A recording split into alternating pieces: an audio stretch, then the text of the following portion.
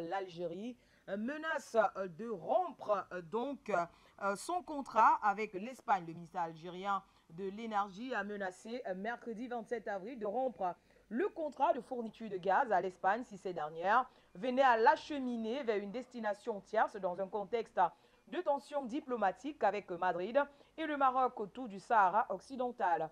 Le géant algérien des hydrocarbures, Sonatrach, a pour 2021 plus de 40% du gaz naturel importé par l'Espagne, dont l'essentiel lui parvient à travers le gazoduc sous-marin Mégaz, d'une capacité de 10 milliards de mètres cubes par an. Une autre partie du gaz algérien arrivait jusqu'en octobre en Espagne à travers le gazoduc Maghreb Europe, passant par le Maroc.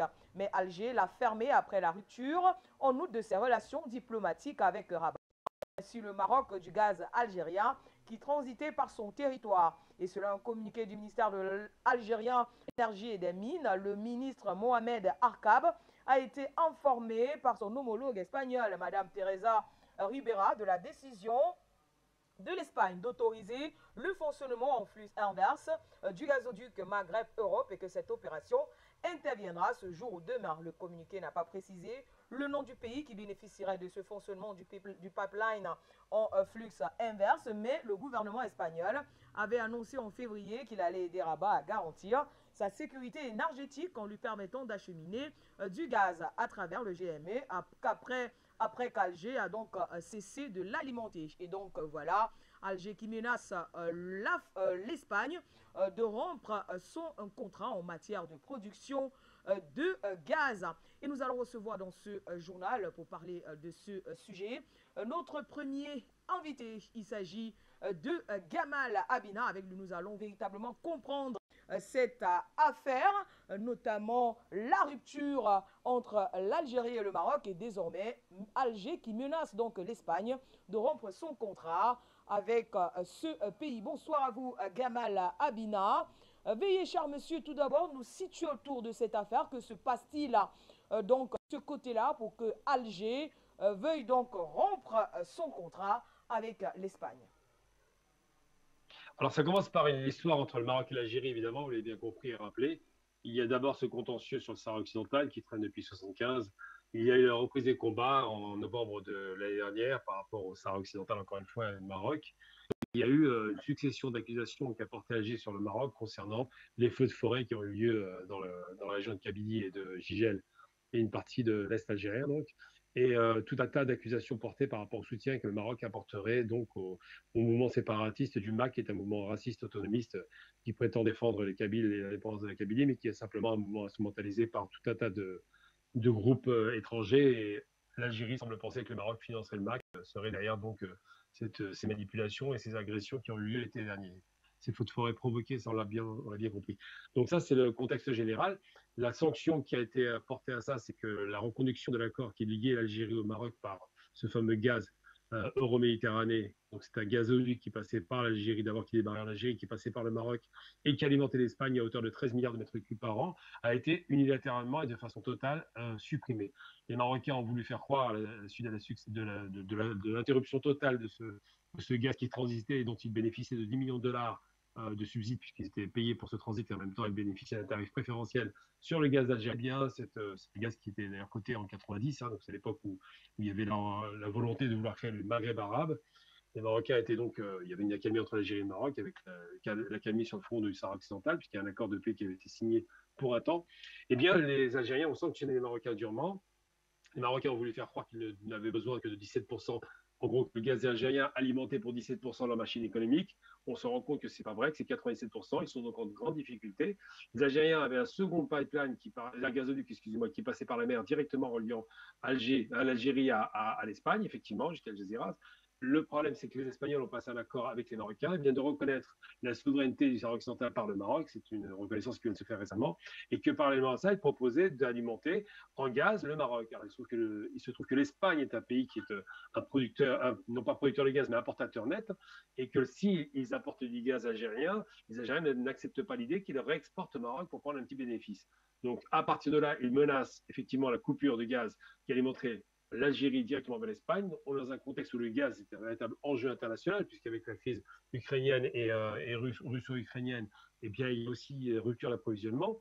L'Algérie vient de signer avec l'Italie un accord cadre et record d'exportation de gaz de plus de 12 milliards de mètres cubes par an, qui va certainement porter à plus encore.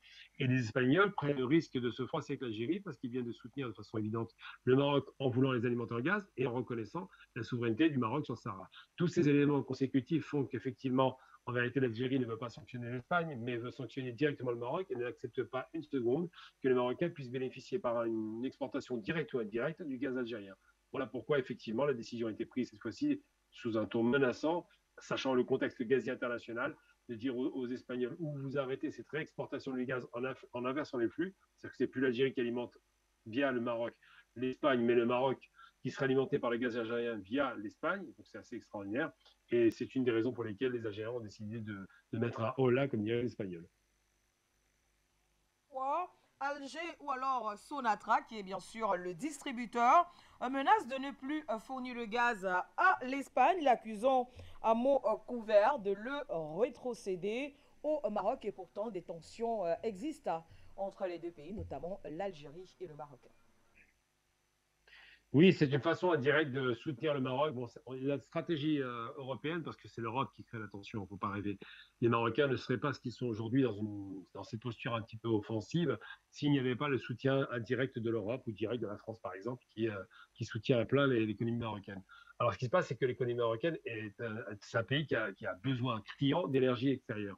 Ils ont créé une centrale à Ouarzazate qui garantit 40% des approvisionnements en électricité uniquement, mais le gaz, malheureusement, ne peut pas être remplacé. Alors, la tension entre l'Algérie et le Maroc qui existe depuis très longtemps, depuis 63, depuis la guerre des sables, elle s'est accrue avec l'histoire du Sahara occidental depuis 75, donc ça fait 45 ans que ça dure, et 47 ans pour être précis. Et aujourd'hui, ils se rendent compte, les Algériens, que les Espagnols, par voie détournée, non seulement s'autorisent à reconnaître la souveraineté du Sahara occidental, ce qui est un changement total de stratégie alors qu'ils ne l'ont jamais fait avant, mais surtout s'autorisent à réexporter du gaz algérien. La Sonatrach, qui est la première compagnie africaine en termes de taille et de chiffre d'affaires, a les moyens de faire face à un arrêt brutal de l'exportation du gaz, sachant que le contexte international lui est favorable, puisque le gaz était multiplié par 10.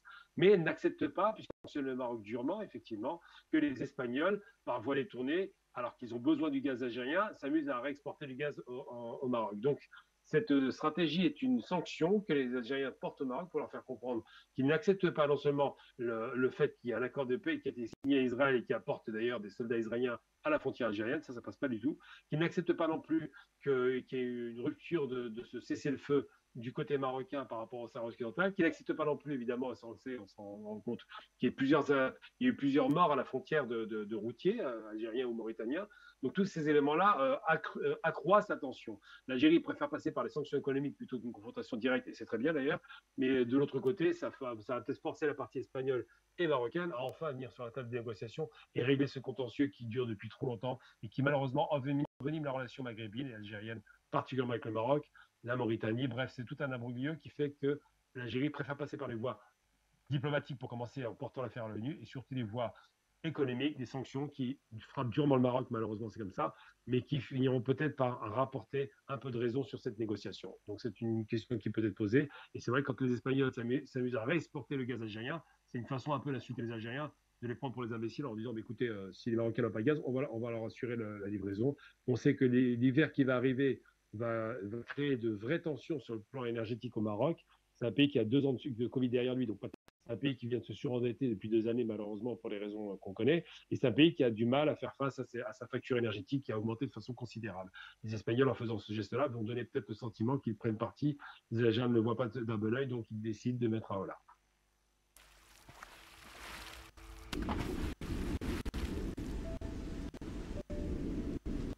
Afrique Média. Le monde, c'est nous.